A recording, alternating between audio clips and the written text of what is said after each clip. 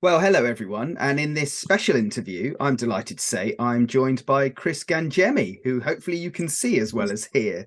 Now, Chris is the director of the Kairos Forum, which is an organization that fosters communities of belonging for people who experience intellectual disabilities. More than that, actually, plenty more than that in terms of formation, but we'll get onto that, I'm sure.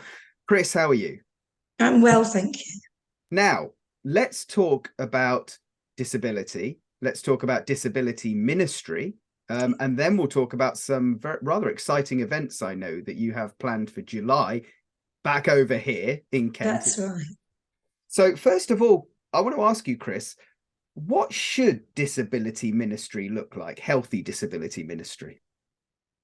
People with disabilities are valuable members of the community, alive in the world, living their lives in a very ordinary way, sometimes experiencing extraordinary exclusion or very difficult services or practices that tend to limit them. I think at the beginning, when you introduced me, you said people who experience intellectual disability.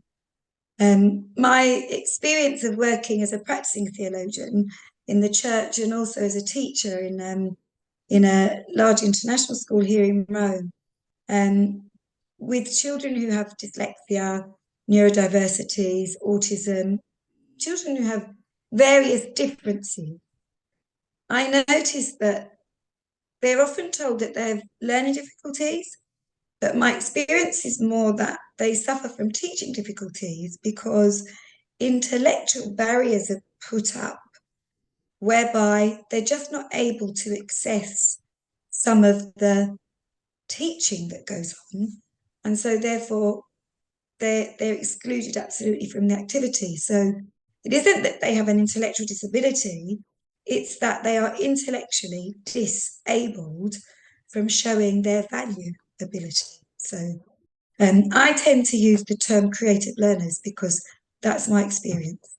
Is this about finding the right code to unlock the door a little bit then, rather than a one size fits all? I suppose you have to be creative yourself. You have to be quite open to finding solutions to difficulties. Absolutely. So healthy ministry is where we as church do what Jesus did, and we just use everything that we have. Jesus didn't ever write a book or an essay, or he didn't ever prepare a lesson with a lesson plan. Jesus just went out and met people where they were. And I sometimes struggle because we tend to focus too much on the difficulty and on the vulnerability. And in doing that, we miss the valuability of each person. When the person that you have before you is a person that you value, which of course we must, because that's what Christian anthropology tells us to do. Christian teaching begins with the value of each person. And so when you actually see someone before you and you value them, then all the creative learning follows. You're actually saying, how do I hand Jesus to this person? How do I share the faith that I have with the person I have before me? And what value do I show them? And I think that if you ask me what does disability ministry look like, it looks like a parish that's open to welcome everybody, a catechetical community that doesn't just only prepare materials and practice for certain members of the group, but recognises that that within the body of Christ all people belong. Canon law says that. And that actively evangelizes and seeks out not people who are oppressed, not people who are vulnerable, but people who are valuable. Because the minute you include someone who has an experience of difference, you are showing Christian value. And as such, you are living the Christian life. Which brings us on to the value of the human person, something we talk about a lot. Let's talk Edith Stein, or Saint Teresa Benedicta of the Cross, as some might know her, of course. Now, I'm going to confess to you two things. Number one, I probably don't know as much as I should about Edith Stein. I know she died in a concentration camp. I know the drama of that story. Beyond that, not so much. And the big question is, when it comes to disability ministry, I want you to tell me how you equate this great saint with disability ministry and the value of the human person. In all of my exploration of the work done in the Protestant church, the work done in the Catholic church, I found very little mention of empathy, because what I found was that we worked very much from a sort of sympathetic stance, premise. We began by projecting, well, that person is blessed, that person is God's innocent, that person needs to be included because we're good people. But there was very little about that person. Who is that person? And why am I talking about us, and why am I talking about them, when actually within the body of Christ there is no us and them? Quoting my esteemed director, John O'Toole.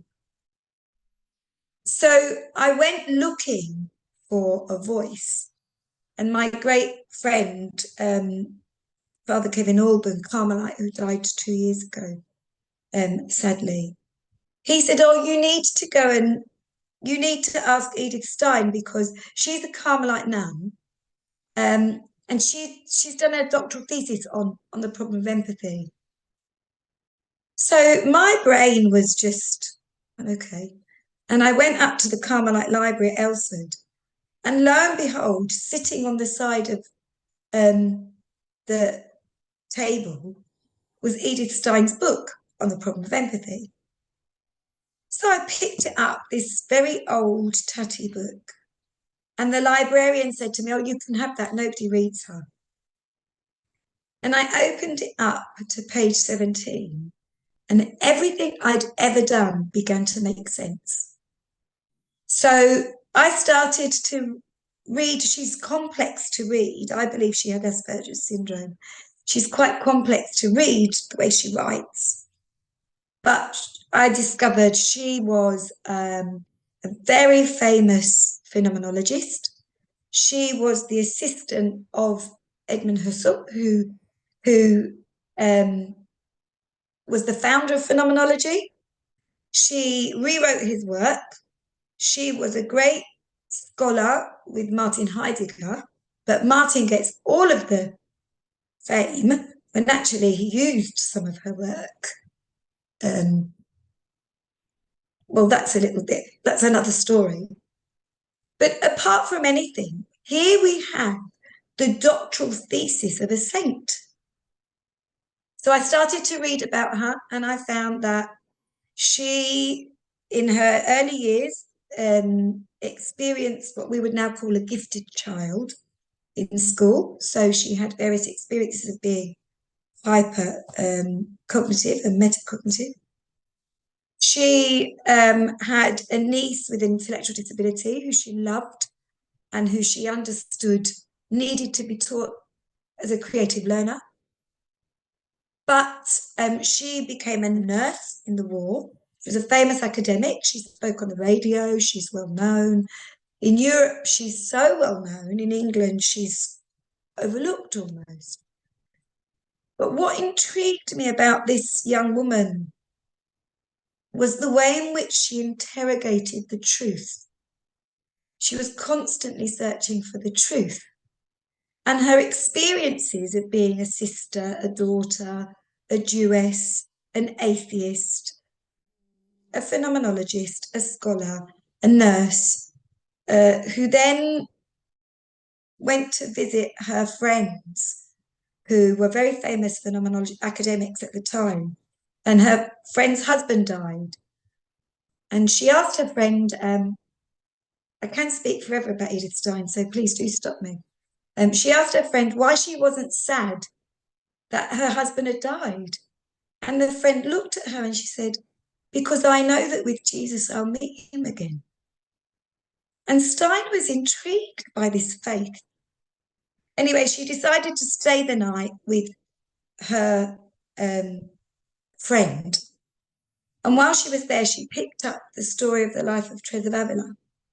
And in a night, this tells you, this is something that people with Asperger's are so gifted at. She read the whole of her life. She read about the inner castles. And when she got to the end of the morning, she closed the book and she said, and that's the truth. She'd found the truth that she'd always been looking for. And so she then decided to be a nun. So the next day or so, she walked into a Catholic church and said, yes, I'd like to be a Catholic, and I want to be a nun.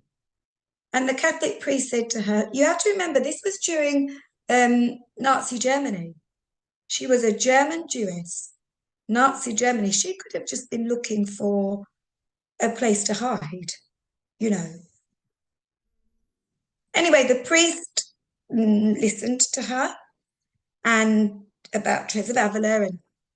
And then there's another story of she was in the church, because then after that, she would want to know who Jesus was. So she had to study him, of course. She had to understand, she was an academic.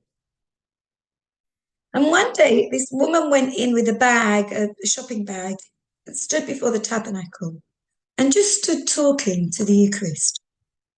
And Edith was just amazed by this ability to engage with Christ and experience Christ at the depth of her soul.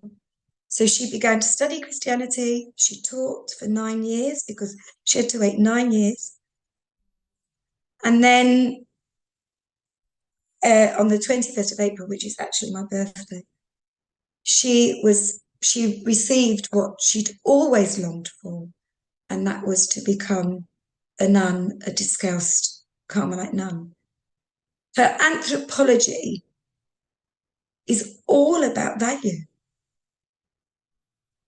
She says, I see another person, they gaze at me, and I know that I gaze back at another human being whom we have to respect. And for me, that just said everything about what you asked me, what's good ministry. So she's been my companion for the last 5 years. And not just a companion, everybody that studies her, they all say that she befriends you, and she does. So she lived as a nun, she wrote, she translated John Henry Newman's work, into German, she translated Thomas Aquinas' Summa Theologica into German. She, all the time, everything you read is a young Jewess moving in the journey that the apostles did from Judaism into Catholicism, bringing the richness of Judaic studies into a deeper experience of Jesus and giving the whole of her life to that. So when we listen to her, we listen to something quite amazing. I'm going to ask you a tough question now. So I understand how an academic can be moved by Edith Stein. I understand how those in disability ministry, I understand why you are so passionate about her, and you're certainly piquing my interest. The tricky question is, and we will talk about your events in a minute, but how do you translate that to someone who maybe has an intellectual disability? How would you get them to understand and learn more about Edith Stein? How can they access this great saint? How do you do it? You engage with who she is. You meet her, enjoy her, because she's so funny and so logical. Just very quick story. When we were doing a piece of research with Professor John Swinton, who is I'm a great disciple of his and Dr. Pia Matthews, we did a piece of research, and we had a question that we were putting to our group of creative learners. And one young woman, Sarah, we asked her, what do you think the word holy means? Now, Sarah had never spoken in the group. She'd only ever picked up pictures. But she could speak It's just that she had a stutter, and because people often didn't have the patience to listen to her, she wouldn't talk, because it's easier to not talk than to watch someone going and speaking for her. So anyway, we created this image of a big, like a river, and we said to Sarah, you don't have to push your voice out, just drop your voice into the river and we'll pick your words up and we'll listen. So we used body language. Anyway, we asked her, Sarah, what do you think the word holy means? And she said, it's as if people are beautiful. Okay. Sarah had Down syndrome. She was drawn to the Eucharist all the time. That's all she ever spoke about, was the Eucharist. And it spoke to me of a young woman who is very rarely considered beautiful, who saw beauty, the beauty of God, in all people. Years later, I was reading a book. I was reading Stein's thinking on ways of knowing God. And she says that, I have to translate this down, God is beauty. That the beauty is God. That's it. When we fill ourselves with God in the Eucharist, wherever, in love, in acceptance, in evangelizing, in celebrating being people of faith that have got so much to give the world, when we fill ourselves with that experience of God, we become beautiful. It's as if people are beautiful. So Stein and Sarah are on the same track. And that's why she's so important for the Ministry of Disability. There's only 2 of us in the world that have connected Stein and the theology of disability. And we will both be in Aylesford in July. We do hope people will come. She's amazing. She's amazing. Let's get on to that. Let's actually detail these events. So there are 3 events, one of which I have to say is an invitation-only event, which you can talk about as well. But there's a day of celebration on Sunday, the 2nd of July. There's then a 3-day conference as well, which is the 4th to the 6th of July. That's Dignitas Personae et Amor Dei, the value of the human person and divine love. And interestingly, you've used the word meeting Edith Stein. You've told us a bit about that as well. And then the other one, which I'm sort of bringing up at the end, not because it should be there, but because actually not everybody can go to it. That's a House of Lords gathering, isn't it, on the 3rd of July, sort of sandwiched between the day of celebration and the 3-day conference. So just as in a nutshell, as much of a nutshell as you can, tell us about those 3 key events. Okay, Day of Celebration is a big, huge day of celebration at Aylesford Priory. Everybody's invited. We've had 1,000 people there before. Anybody's invited. It's a place of creative communication. There'll be drama of Edith Stein's story. It's led by creative learners and creative communicators. So we'll have sign language, art workshops. There's going to be a rosary way. There's going to be music, ukuleles. You can just come and have fun. You can just come and have a picnic. But it's just a day of celebration, post-COVID, to all be together. And there you'll see what great ministry looks. Well, we hope. We believe you'll see what accessible belonging looks like. So it's a really just a big day at Aylesford, a day of pilgrimage. House of Lords is an amazing event. We've been invited by Baroness Sheila Hollins, who's listened to me rambling about Edith, and who said, well, look, let's we do have a great scholar, Peter Tyler, in England. We don't have many scholars of Stein in England, but she said, please bring over the international scholars that you've encountered on your journey, Professor Alice Bello, Professor Mobin, and let's do a reception for them at the House of Lords, and let's invite people to come. And we are completely oversubscribed. We have got, you know, so many people that want to come with just completely over the moon about her being in the House of Lords. She's got a lot to say about the person in society. She grew up in Nazi Germany. She studied the value of the human person. She was killed in Auschwitz as a nun alongside her sister, valuing and loving all of the people around her right up until death. So she gave her life for God, and she continues to speak into the world and has much to say about people and political society. So that's where we're listening to. So our professors are going to give two short inputs about that. Thank you, Berna Sheila, for inviting us. And then we have our conference. And what's the conference about? Meeting Edith Stein. Day one, we will talk about and share about what she says about the human person and the value of the human person, what she says about teaching, what she says about the person in the world. Day two, we'll talk about person in community. What does it mean to live and live as a faithful Christian community, and what does Edith Stein have to say about that?